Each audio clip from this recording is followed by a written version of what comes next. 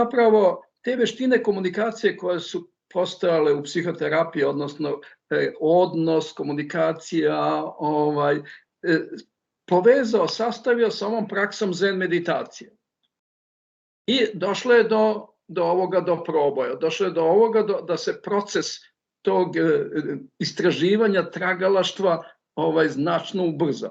Zato što kod meditacije, uopšte kad je čovjek sam ili kad živi kao isposnik ili da primjenjuje neku bilo kakvu meditativnu tehniku, ti sadržaji koji se pojavljuju, oni se iznova i iznova javljaju i često ih ne možemo osloboditi. Da, vrtimo se u istim krugovima, nemamo s kim to da podelimo, skomuniciramo. Tako je. Sada, šta je u stvari psihoterapija donela? Koje znanje vezano za komunikaciju imam iz psihoterapije? Kada se neki sadržaj iz uma prezentira, da kao istina, bez ostataka, bez manipulisanja, bez ulepšavanja, da drugoj osobi. I kad druga osoba to prihvati, bez da komentariše, bez da savetuje, samo stavi do znanja da je čula i razumela, onda dolazi do tog fenomena oslobađanja ili rasterećenja, do čišćenja drugim rečima.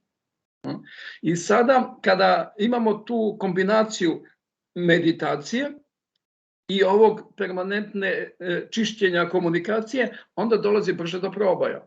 I to je zapravo ono što je, kako bih rekao, formula koju je Berner otkrio i primenio, i onda i sam bio iznenađen kako je to, kako bih rekao, dobre rezultate donosilo.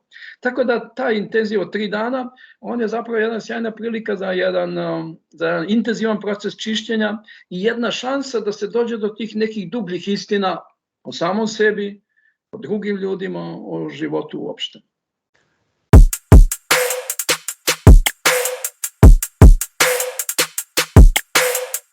Ono što je zaista neka vrsta revolucije kada je u pitanju intenziv, jeste taj genijalni uvid Charlesa Bernera da spoji meditaciju i komunikaciju. Dakle, kada čovjek saopštava sadržaje svesti koji se dešavaju kao posljedica meditacije, strahovito ubrzava sam proces meditacije. I to je ono što intenziv čini tako efikasnim.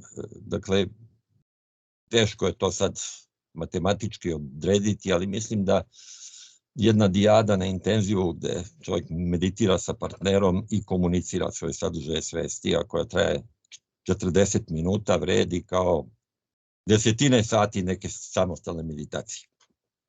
Da. Upravo ta komunikacija omogućuje i samom meditantu da potpunije osvesti ono što se dešava prilikom meditacije. I to je ono što intenziv čini tako efikasno. Ja bih dodao da, pored te komunikacije, jer kad smo sami, mi možemo decenijama da se vrtimo u istom krugu u svojoj glavi.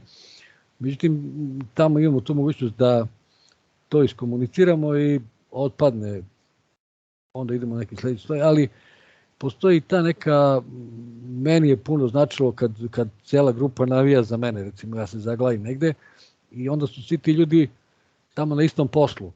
Naravno. Znači ta komunikacija, zajednička energija i ta neka moja želja, ajde kao ta 3 dana sam. Dakle, kad kažem komunikacija, ne mislim samo na čin komunikacije, nego i na to da se ona odvija između 2 ljudska bića. To je vrlo bitan moment. Dakle, ono što čini tu efikasnost intenziva, to je upravo to prisustvo drugog ljudskog bića, ta dijada. To je, da kažem, na neki način bi moglo da asocira na ono Isusovo gde se nađe dvoje u moje ime, tu sam ja. To je na neki način efekat dijade i pritom grupa. Grupna energija je jedna moćna energija koja ceo taj proces ubrzava i čini efikasnijim.